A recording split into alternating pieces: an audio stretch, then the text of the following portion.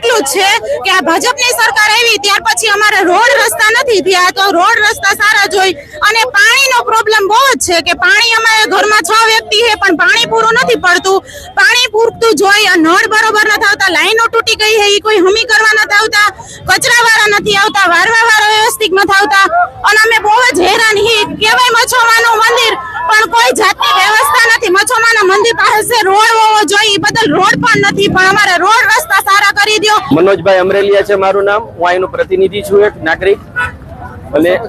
સમસ્યા અમારે રોડ રસ્તા જ્યારથી ભાજપ શાસનમાં આવ્યું છે રાજકોટ મહાનગરપાલિકા વોર્ડ નંબર 13 માં ત્યારથી લઈને અત્યાર સુધી 20-25 વર્ષની અંદર એક પણ વખત રોડ બનેલા નથી અને રજૂઆત અવારનવાર કરી છે પણ એક પણ પદાધિકારી કે 4 કોર્પોરેટર શ્રી કોઈને અહીંયા આવવામાં ઇન્ટરેસ્ટ નથી। એમ કહે છે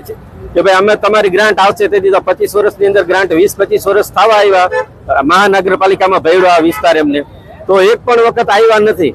અને અધિકારીને રજૂઆત કરી કે તમારા કોર્પોરેટરને કયો, કોર્પોરેટરને કહી છે તો એવું કહે છે કે તમારી ગ્રાન્ટ આવી નથી, 20-25 વર્ષથી આ ગ્રાન્ટ નથી આવી તો જાય છે ક્યાં ગ્રાન્ટ। આજે જે વિરોધ કર્યો છે એ અમારો જે ખાલી પેલું પગથિયું છે, જે નહીં કાંઈ કરે તો ગોંડલ ચોકડી અમે ચકાજામ કરશે। देश और प्रदेश की खबरों के लिए अभी सब्सक्राइब कीजिए इंडिया टीवी लाइव, साथ ही बेल आइकन को दबाना बिल्कुल ना भूलें जिससे सबसे पहले खबर आप तक पहुंच सके।